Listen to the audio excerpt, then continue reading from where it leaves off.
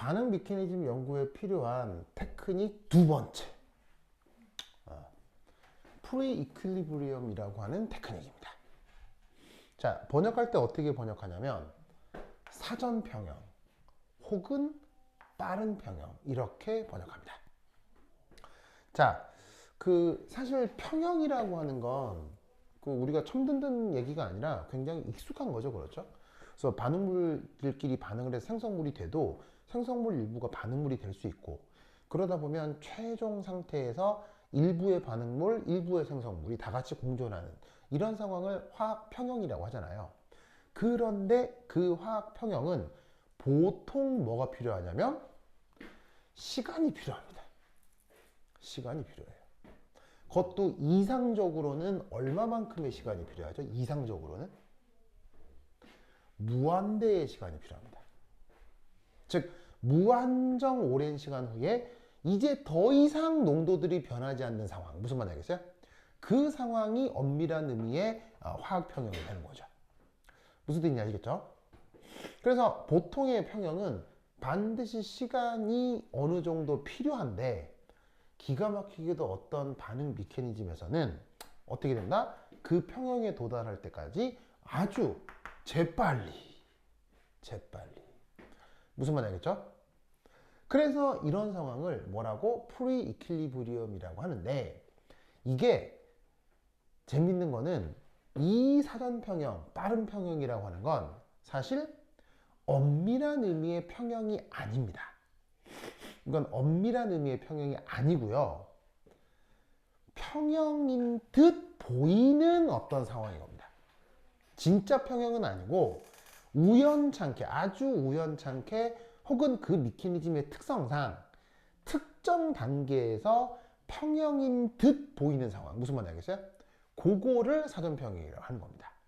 그러면 그 평형인 듯 보이는 그 상황에서 나타나는 중요한 성격은 뭐냐면 바로 그 특별한 단계에서 전반응 속도와 그 단계에서 역반응 속도가 같게 나타나야 됩니다.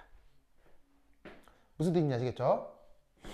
예를 들면 뭐 어느 식당 같은 걸 생각을 해보자 이런 말이에요. 식당을 생각을 해보자 말이죠. 그럼 예를 들어서 식당을 처음 열면 사람들이 우글우글 많을 거 아니에요. 근데 오랜 시간, 식당 영업이 끝나고 오랜 시간 후에 어떻게 되냐면, 오랜 시간 후에 결국에는 그 식당에 남아있는 사람은 없고 사람 한 명도 없는 게 최종 상태잖아요. 왜냐면 손님들도 다 빠져나가고 직원들도 다 퇴근하고, 그러면 북적북적했던 시간이 오랜 시간 후에 사람이 아무도 없는, 무슨 말인지 알겠어요? 그게 어찌 보면 평형의 상황일 수 있는데, 아주 우연찮게 예를 들면은 아주 피크 시간대, 점심시간 이럴 때, 아주 피크 시간대 우연찮게 사람들이 몰려들어가지고 그 식당 안에 손님들이 가득 채워져 있는 거야. 그러면 그 상황에선, 그 가득 찬 상황에서는 손님의 개수만 바깥쪽에서 이렇게 카운팅을 하면 계속 같은 숫자로 유지되는 것처럼 보이겠지. 근데 실상은 어떻게 되냐면 사람들이 줄을 쫙 서 있으면서 한 명 식사하고 나가면 자, 그 다음 손님 안 치고, 근데 무슨 말인지 알겠어요? 그런 상황인 건데 멀리서 보면 그냥 그 개수가 그대로 유지되고 있는 것처럼 보일 거란 말이야. 그런 상황이 빠른 평형이에요. 무슨 말인지 알겠어요? 방금 얘기했듯이 그 식당 운영의 특정한 시간대에서 벌어지는 아주 특별한 현상, 그걸 프리 이퀄리브리엄이라고 한다, 이런 말이죠. 그럼 이걸 문제에 적용해서 풀 때는 어떻게? 그 문제에서 언급하는 특별한 단계에서 그냥 정반의 속도 얼마나 같다 해서 풀면 돼요. 무슨 뜻인지 아시겠죠? 그러면 이때 언제 이런 테크닉을 쓸 수 있느냐? 바로 문제에서 사전 평형이다, 패스트 이퀄리브리엄이다, 이런 힌트를 줄 때만 이 테크닉을 쓸 수 있어요. 아시겠죠? 그러면 이 테크닉이 문제에서 어떻게 등장하느냐? 바로 이런 예시를 한번 살펴보도록 하겠어요. 자, 보이시죠? 자, 얘는 전체 반응식이 우선 이렇게 제시되어 있습니다. 전체 반응식. 자, 니게하고 니가 반응합니까? 수소기체하고 Br2가 반응하죠. 그래가지고는 HBr이 만들어지는 반응식입니다. 자, 이것에 대해서 proposed mechanism, 어떤 메커니즘이 제시가 되어 있는데, 문제에서는 한 세 단계로 제시가 되어 있네요. 그래서 첫 번째 단계, 여기서 보니까, 지금 얘기하려고 하는 fast equilibrium, 무슨 말이겠어요? 여기 나와 있고요. 그 다음, 슬로우가 나오네. 슬로우. 슬로우 단계가 전체 단계에서 뭐가 되는 거죠? 슬로우라고 되어 있는 게 전체 단계에서 뭐가 되는 거죠? RDS가 되는 거죠. 속도 결정 단계. 그러면서 내가 뭐라고도 얘기했었냐면, 미케니즘 연구의 테크닉은 독립적으로 활용될 수도 있지만 조합해서 쓸 수 있다고도 했죠. 지금 이 문제는 패스트 이퀄리브리엄과 RDS를 조합해서 풀라는 말인 거죠. 무슨 말 알겠어요? 그리고 마지막 단계는 뭐가 하나 제시가 되어 있는데, 반응 메커니즘이 이렇게 패스트 되어 있는 단계 있죠. 패스트라고 되어 있는 단계는 하등 쓰잘데기 없는 단계야. 그래서 아무런 의미가 없어. 그냥 없어도 돼. 결국 이 녀석은 이 두 개로 문제를 푸는 거야. 알겠죠? 자, 근데 이 문제에서 등장하는 아주 특별한 표현이 있어. 아주 특별한 표현. 여기 잘 보시면은 처음 보는 이상한 표현이 있어. 보이시죠? 이상한 표현이 있어. 어떤 특정 단계에. 저게 뭐냐? 바로 표기할 때 보통 M이라고 쓰는 건데, 이건 뭐냐면, 잘 봐요. 이 첫 번째 단계에서도 사실 이 M이라고 하는 건 반응물이라고 보기 좀 어렵죠. 왜? 하고 나서 그대로 빠져나오잖아요. 얘는 뭐 하는 애냐면, 바로 이 둘 사이에 단순 충돌. 그야말로 피지컬한 충돌, 아주 피지컬한 충돌을 그냥 보여주고 있는 상황이에요. 그러면 여러분 보세요. 어떤 입자와 어떤 입자가 쾅 하고 충돌한다. 충돌하면서 뭘 주겠어요? 충돌하면서 뭘 주겠어요? 충격을 주겠죠? 그 충격으로 기존 결합에 해리가 이루어질 수도 있는 거예요. 무슨 말인지 알겠죠? 그래서 이 M이라고 하는 녀석은 뭐냐면 바로 단순 충돌을 통해서 운동 에너지를 전달하는 녀석입니다. 무슨 말인지 알겠어요? 그리고 단순 충돌만 하면 되기 때문에 종류에 상관이 없어요. 아무거나 상관없어요. 아무거나. 무슨 말인지 알겠어요? 아무거나. 그럼 이 아무거나라는 게 뭐겠어? 그 시스템에 존재하는 모든 물질 중 아무거나 다 가능하다는 얘기예요. 예를 들면 반응물 또 상관없고요. 혹여나 만들어진 생성물 또 상관없고요. 기존에 있었던 촉매여도 상관없고요. 아니면 반응 중간에 나타났던 중간체여도 뭐래도 상관없어요. 아무거나 그냥. 그러면 이 말은 무슨 말이냐면 이 M이라고 하는 녀석은 사실 뭐가 커질 때 같이 커지는 거냐면 시스템 전체의 농도나 밀도가 커질 때 그 농도가 같이 커지는 겁니다. 무슨 뜻인지 아시겠어요? 그래서 저 M이라고 하는 녀석은 내가 실험하는 조건의 전체 농도 혹은 전체 밀도를 저 M이라고 하는 녀석으로 표현할 수가 있다는 얘기예요. 이 말은 무슨 말이겠어요? 어떤 메커니즘은 밀도에 따라 달라진다는 거예요. 무슨 말인지 알겠어요? 혹은 혹시 여러분 요리해 본 적 있어요? 요리? 요리 전문적으로 안 해봤죠. 이게 여러분 한두 명 먹을 거를 조리하는 거하고요. 예를 들면 군대나 아니면 학교 급식실에서처럼 100명 이상의 사람을 먹일 때 하는 대량 조리 있잖아요. 이거 과정이 각기가 다르게요. 하늘과 땅 차이입니다. 결과적으로 나오는 음식은 똑같아도요. 한두 명 먹이려고 하는 조리 방식과 대량 하는 조리 방식은 그 메커니즘이 과정이 완전 다릅니다. 그러니까 내가 똑같은 걸 만들어도 그걸 소량 만들겠느냐, 뎁다 많이 만들겠느냐의 메커니즘이 다르다니까요. 우리 일상생활에, 우리 세상이 그렇다고. 그러니까 어떤 메커니즘이, 어떤 반응이 진행이 되는데 그 반응이 저밀도 조건에서 진행될 때와 고밀도 조건에서 진행될 때 메커니즘이 다를 수도 있다고요. 그런 걸 반영하는 항이 바로 M입니다. 그래서 어떻게 된다? 저 녀석은 필요하다고 하면 그 녀석의 농도 형태가 바로 전체 속도식에 포함될 수 있어요. 무슨 말인지 알겠어요? 그래서 전체 반응식을 딱 보면은 최종적으로 나오는 반응식에 M이라고 하는 농도항이 뿅 들어가 있을 수도 있어요. 상관없습니다. 무슨 말인지 알겠어요? 하여튼 그런 것을 M이라고 하고 몇몇 문제들을 풀면서 여러분들이 만날 수도 있습니다. 아시겠죠? 그 다음 이제 문제에서 얘기하는 사전평형. 자, 사전평형이 있다면 그 단계에서 어떻게 하라고 그랬어요? 정반응 속도와 역반응 속도가 같다. 이렇게 해주시면 되죠? 어디가? 요 단계가. 자, 그러면 이 단계의 정반응 속도는 뭐예요? 이 단계의 정반응 속도. 정반응 속도 상수 K1에다가 반응 각각의 물질의 농도를 곱하고 해주면 되는 거죠. 그리고 미케니즘에 나와 있는 모든 단계는 다 무슨 단계 반응들이죠? 다 무슨 단계 반응들이죠? 미케니즘에 제시된 모든 반응들은 다 무슨 단계 반응이죠? 단일 단계 반응이죠. 미케니즘에 제시되어 있는 모든 단계들은 다 단일 단계 반응이에요. 단일 단계 반응이니까 반응 개수가 바로 뭐가 되는 거예요? 반응 개수가 바로 반응 차수가 된다고요. 알겠죠? 화학 양론 개수가 1, 1이니까 반응 차수도 1, 1. 알겠죠? 자, 그 다음 역반응 속도 상수는 뭐예요? K 인버스 얘고요. 역반응에 관여하는 물질들은 뭐예요? BR, BRM이죠.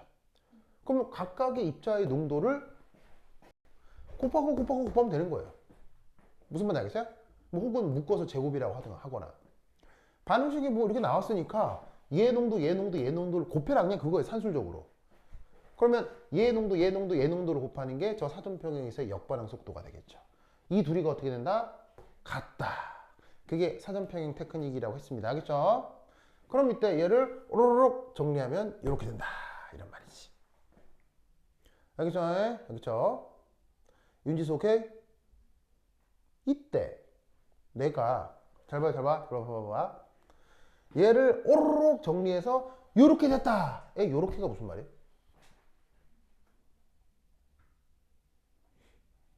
자, 얘를 이렇게 정리해서 이렇게 됐다라고 했잖아요. 이렇게 의미가 뭐예요? 다른 말로 물으면 무슨 전략으로다가 이걸 이렇게 바꾼 거예요? 혹은 어떤 연유 때문에 얘를 이렇게 바꾼 거예요? 뭐 그냥 단순하고 예쁘게 만들려고?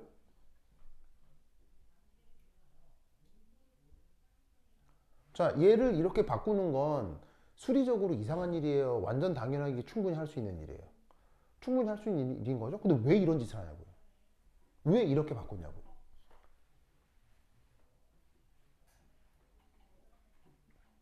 문제풀이를 보면 문제풀이가 되게 그냥 자연스럽거든요?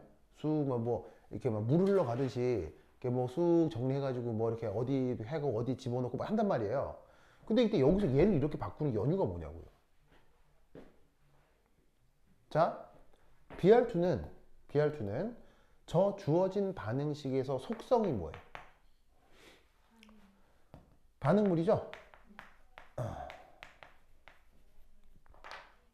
BR은 저 주어진 전체 반응식에서 속성이 뭐예요?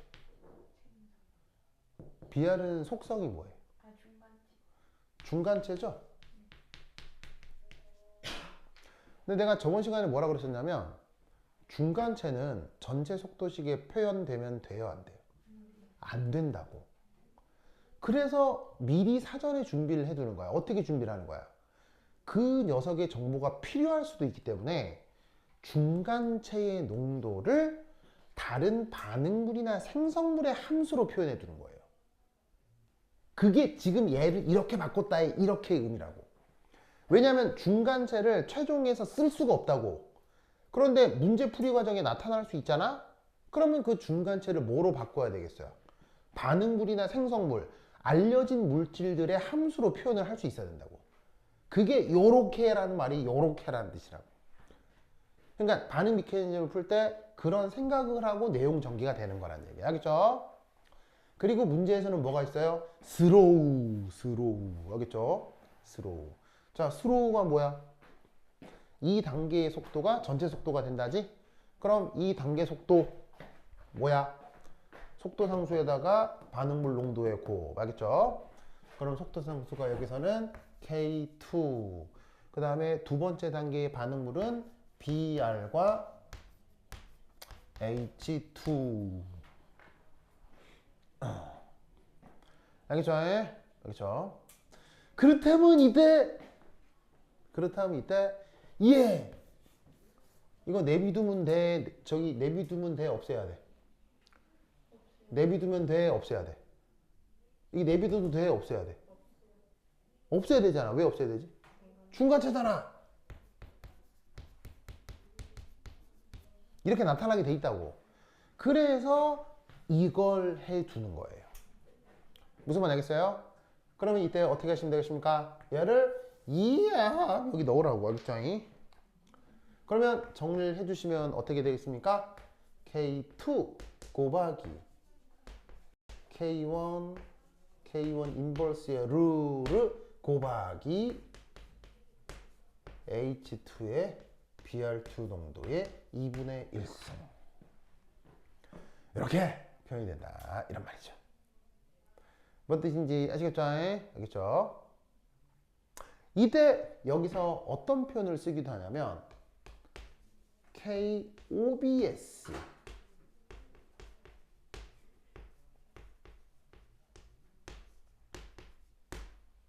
이런 표현을 쓰기도 합니다.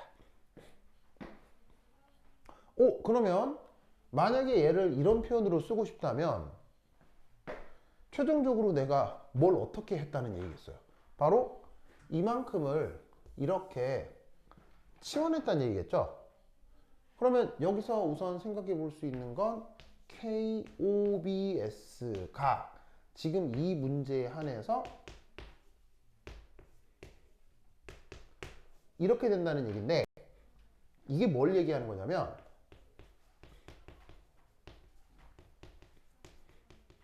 실험적으로 측정되는